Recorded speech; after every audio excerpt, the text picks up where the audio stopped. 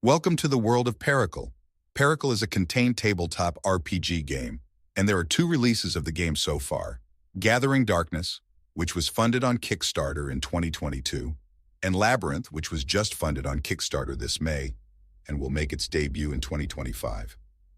Pericle. Gathering Darkness is a hefty game, with the box weighing in at about 14 pounds.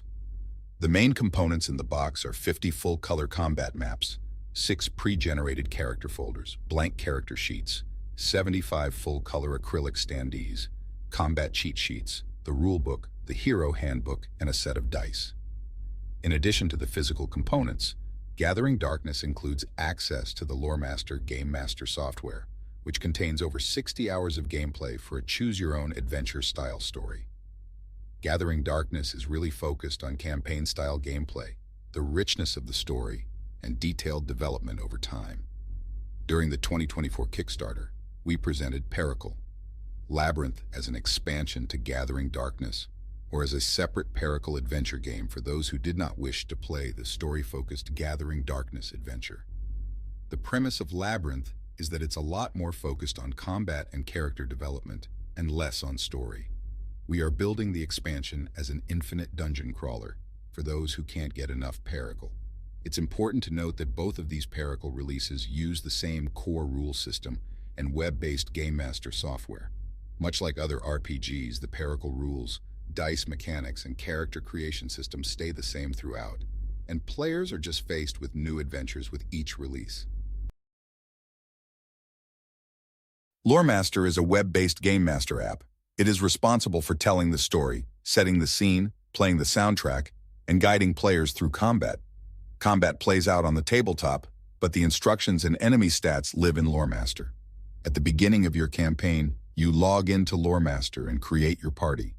As you start your adventure, you'll be guided by Loremaster through the first few encounters and be presented with dilemmas and challenges. Your choices and actions influence the story. The first encounters are set up as a tutorial that helps the player learn the rules, and then you proceed into the story. The Hero Handbook is the guide to character creation. Player characters in Pericle are called heroes. Pericle's hero creation system is completely classless, so players are free to choose which weaponry and magic abilities their hero will possess. This creation system can be a little bit overwhelming for first-time players, so we generally recommend starting with the pre-generated characters included in the game. Players can switch out characters at any point during the campaign as they wish. The rulebook contains all of the detail about Pericle's proprietary rule system, including information about different aspects of gameplay, different status effects, combat detail, and descriptions for the dice faces. These rules are dense. We typically recommend lightly reading the rules and then diving in and learning as you go. We also have PDF versions of the rulebook and Hero Handbook available in Loremaster in case players need to search for terms more quickly while playing. The rules can be complicated to learn, but the good news is that the rule system and game mechanics will apply to all future Pericle adventures. The combat maps in the Pericle games are drawn in great detail and made of a heavy-duty chipboard material for a long-lasting design. The hex-shaped grid over the design is used for combatant movement speed, as well as for determining facing during combat. The intricate scenes depicted on the combat map set the stage for each encounter. Pericle uses acrylic standees to represent heroes and enemies. The Gathering Darkness game contains 10 base heroes, and all of the enemies found in the campaign. There are also additional hero standees available separately if you wish to have a more varied array of hero appearances and weaponry. The standees have a detachable hex base and are made of sturdy material with double-sided artwork. When the game arrives, the fronts of the standees are covered in a protective film. Players use their hero standee to show their place on the combat map. Pericle's proprietary dice system uses less math than other RPGs. Players will roll dice for their own heroes and also for the enemies, as indicated by Loremaster. The dice system includes the action die, which is a 10-sided die that is rolled to determine if an action is successful. The action die is used when heroes attack, cast a spell, attempt to climb a wall, negotiate with a merchant, and so on. This die is most commonly used during combat, but Loremaster may indicate that players should roll outside of combat as determined by the scenario or decisions made. The action. Die has success icons to indicate an action is automatically successful.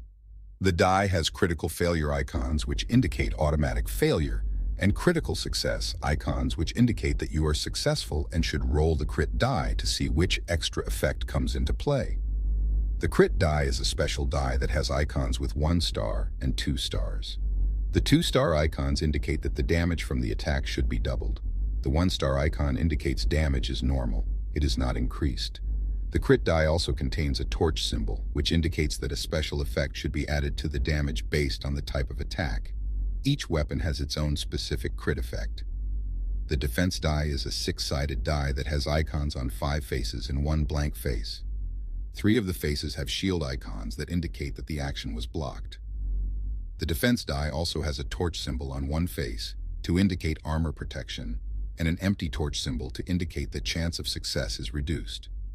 If the blank face is rolled, there is no benefit. The dice set also includes some 6-sided dice and 4-sided dice, which are used for rolling attack damage. Let's look at what it looks like to play Pericle. Typically, a table setup will have space for the map in the middle, a laptop with Loremaster on the table in a spot where all players can view it, and dice in the middle near the map. Players' hero standees are in the middle as well.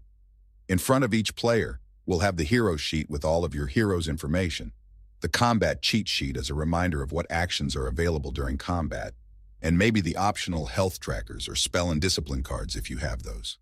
Loremaster will lead the session. It will tell the story, show visuals, and play thematic music as players move through the world.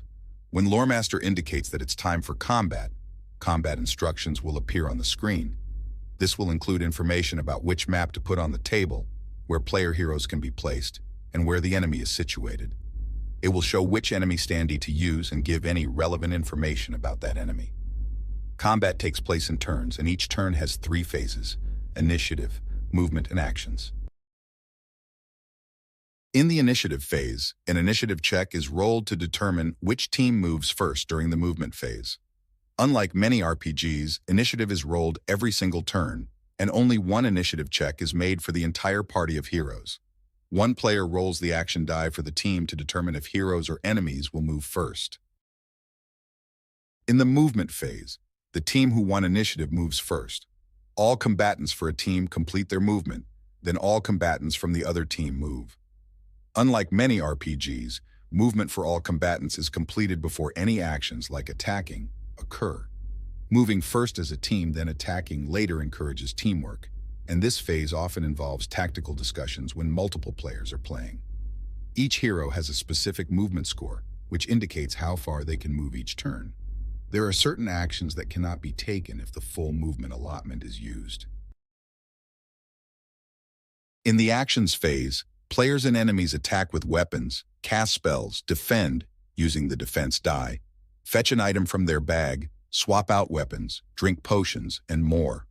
Unlike during the movement phase, when all heroes move as a team and all enemies move as a team, in the actions phase combatants perform their action in action order, which is explained in detail in the rulebook.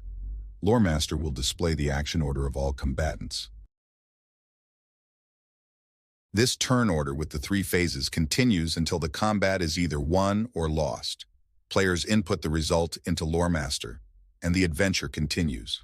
Of course, the encounters are much more complicated than this, but between the rulebook, the hero handbook, your trusty Long Dog Games team, and your party's creativity, all scenarios are covered. We hope this video gave you a comprehensive look into the world of Pericle. Please reach out to our team by email or through social media with any questions or comments. We would love to hear from you.